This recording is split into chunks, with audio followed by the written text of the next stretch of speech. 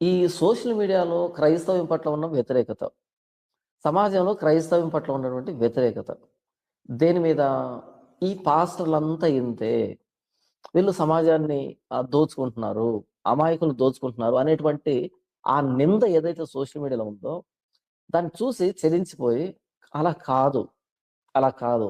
ఇక్కడ మన స్వార్థాన్ని చూసుకోవడం కాదు, క్రైస్తవ్యం యొక్క భవిష్యత్తుని, క్రైస్తవ్యం యొక్క గౌరవాన్ని కాపాడాలి అని నన్ను నేను మోటివేట్ చేసుకొని సోషల్ మీడియాలోకి వచ్చి ఒక రోల్ మోడల్ లాగా, ఐకాన్ లాగా నిలబడి పరిచర్య చేస్తున్నాను.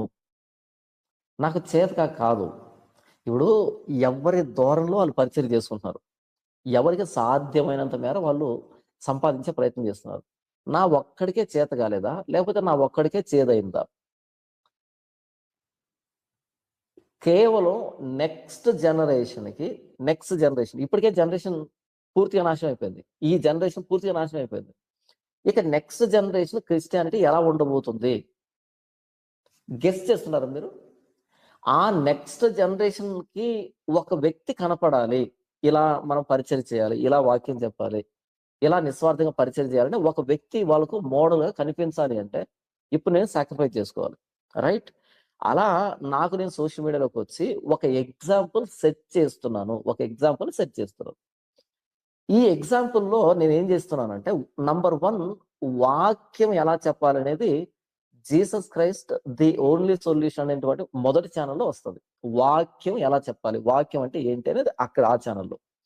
వుల్ఫ్స్ ఇన్ షీప్స్ క్లోతింగ్ అనే ఈ ఛానెల్‌లో ఏం జరుగుతదంటే, ఏది వాక్యం కాదు, వాక్యాన్ని ఎలా వక్రీకరిస్తున్నారు, గొర్రె చర్మం వేసుకున్న తోడేళ్ళంటే ఎలాగుంటారు, వాళ్ళు ఎలా పరిచర్య చేస్తారు, ఎలా పాస్టర్‌లా కనిపిస్తున్నారు అన్నది ఈ సెకండ్ ఛానెల్.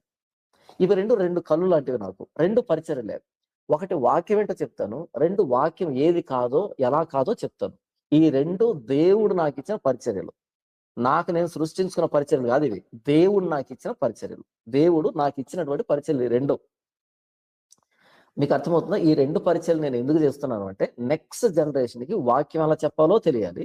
నంబర్ 2 వాక్య వ్యతిరేకమైన పద్ధతుల్ని ఎలా క్వెషన్ చేయాలో, ఎలా వాళ్ళతో ఫైట్ చేయాలో, ఎలా వాక్యం కోసం పోరాడాలో, నిలవబడాలో, ఎదుర్కోవాలో ఇవి నేర్పించడం సెకండ్ ఛానెల్ ఉద్దేశం. ఈ 2 నేను నెక్స్ట్ జనరేషన్‌కి ఇవ్వాలనుకుంటున్నాను. అందుకని ఇలా వీడియోలు మాట్లాడుతున్నాను. రైట్.